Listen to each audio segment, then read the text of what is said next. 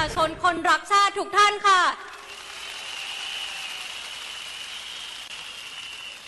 ดิฉันนางสาวเพชรชมพูกิจบูรณะนักศึกษาชั้นปีที่2สาขาวิชาปรัชญาการเมืองและเศรษฐศาสตร์มหาวิทยาลัยเดอรัมประเทศอังกฤษค่ะ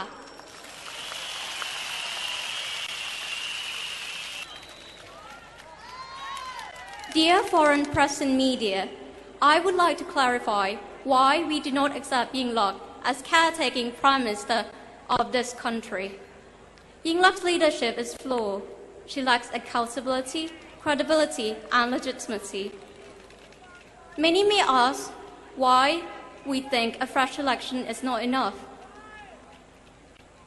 This coming general election will be conducted under the same political party and election law, under the same supposedly independent organization, and under the same law enforcer who can still be controlled by the government.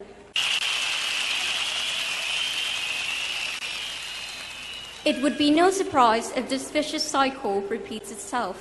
A government that buys votes and uses populist policy will get elected once again, at a grave cost to the country and our economy.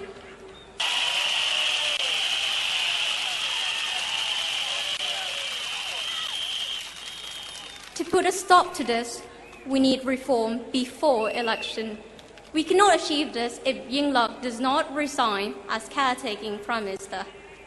Some argue for reform after election. To them, we say there is no guarantee that the new government will be committed to reform. When she first took to the office, Yingluck said in a televised interview that she will not pass an amnesty bill.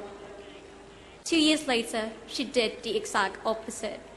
In the current situation, when her credibility is substantially compromised, we demand her resignation.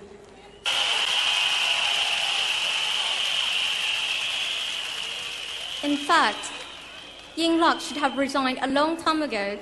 Her government ignored the rule of law, refused the verdict of the Constitutional Court, and passed a blanket amnesty to whitewash corruption and criminal charges for her own brother, a fugitive in self-imposed exile.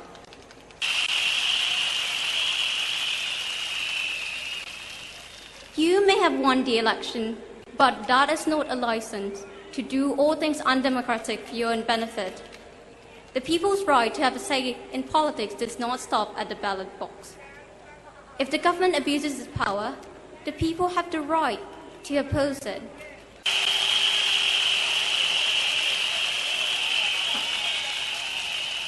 Thomas Jefferson, America's founding father, had noted as follows: a strict observance of the written law is doubtless one of the high duties of a good citizen, but it is not the highest. The laws of necessity, of self-preservation, of saving our country when it is in danger of higher application. The Thai democracy is in danger. If we still stand by and allow corrupt politicians to run our country, in the near future, we may not have a country we can call our own.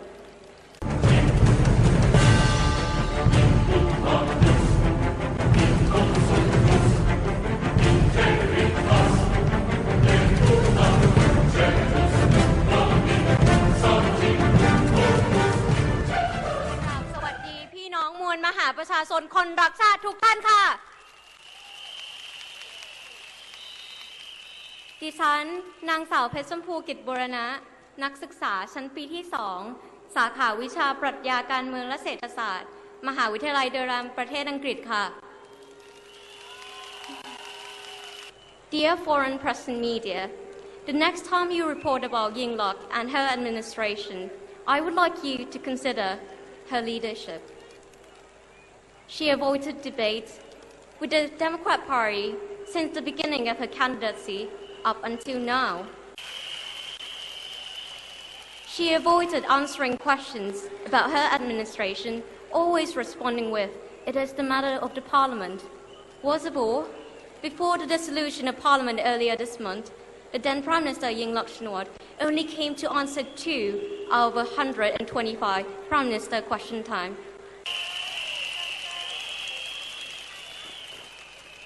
So, the next time you interview her, could you please ask her what is she afraid of? Out of the many reasons why Yingluck should resign, her leadership, or lack of leadership to be precise, is already a sufficient one.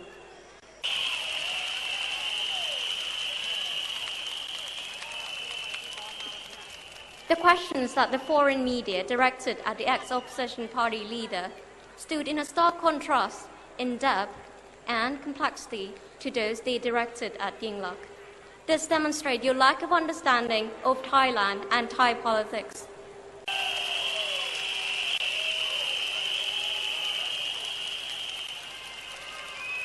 You make minimal effort to differentiate between Thailand and other democracies in Asia. When your report is biased, when it's clear that you give one side more justice than the other, you have diminished the very value of your media ethics.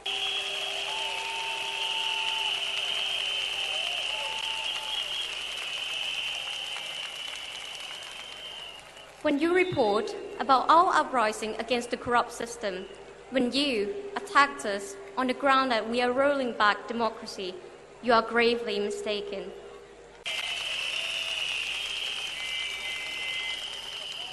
You criticize us that by not supporting this particular election on the 2nd of February, we are straying from the path of righteousness. But democracy is not all about the election. Election is an important mechanism in any democracy, but if it is conducted without regard to other significant factors, the right factors, then it is not an election for democracy.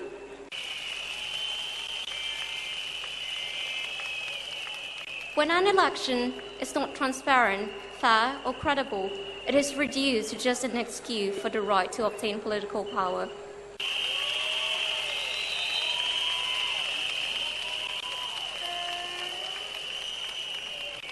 In my humble understanding, democracy is so much more than just who you vote. It is more about the reason for which you vote for.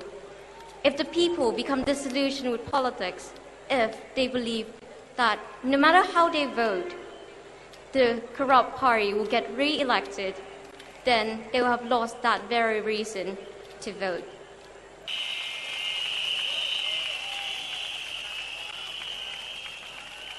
Yingluck tried to cite the support of the people from the north and the northeast, her party political stronghold. But today, people have come from all around the country, even Chiang Mai, her home province. It is no longer just Bangkok that is against Yingluck, but it is the whole country.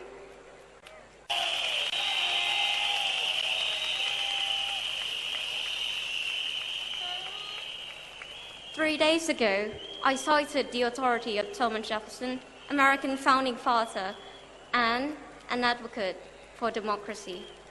I used his quote about the higher duty of a good citizen to follow the law of necessity, to save one's country when it is in danger, to emphasize this: the country comes first. So, to all the foreign press and media, before you criticize us on how undemocratic we are, please do not be blinded by the framework and forget the core of democracy.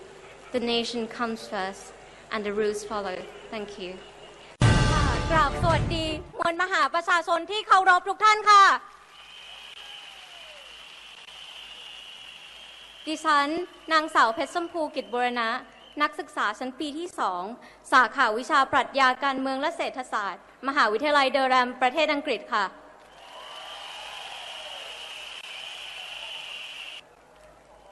In answering questions about the nature of uprising, I would like to refer to my AS level Government and Politics textbook.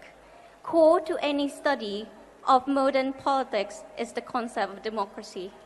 In this book, it mentioned 5 measures of a true democracy, and they are as follows. Firstly, democracy establishes and promotes freedom. The Thaksin regime declared war on drugs, causing many innocent people to be killed without trial. This is a very serious violation on personal liberty. When such a basic right to fair trial is ignored, it is difficult to say that we are a true democracy. Another feature of a true democracy is free press.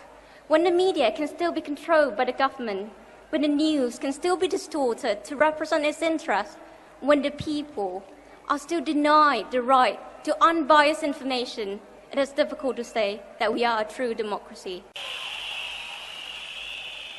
Secondly, democracy protects minority. During the Saksin regime, he discarded this very aspect of democracy.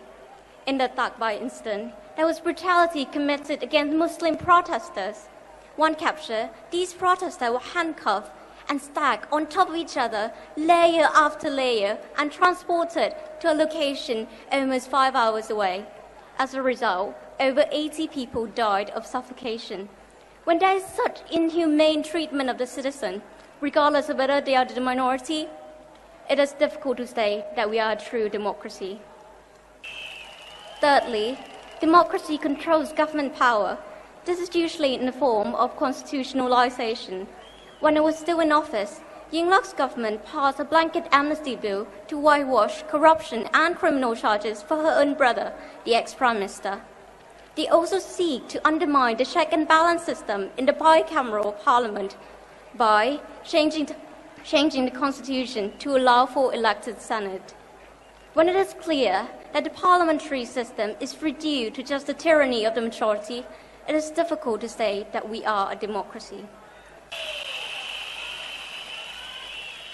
Fourthly, democracy disperses power more widely. However, if all effort at devolution is threatened by the government's attempt to intervene with independent organizations, such as the Election Commission, the National Anti-Corruption Commission, or even the Department of Special Investigation, it is difficult to say that we have a true democracy.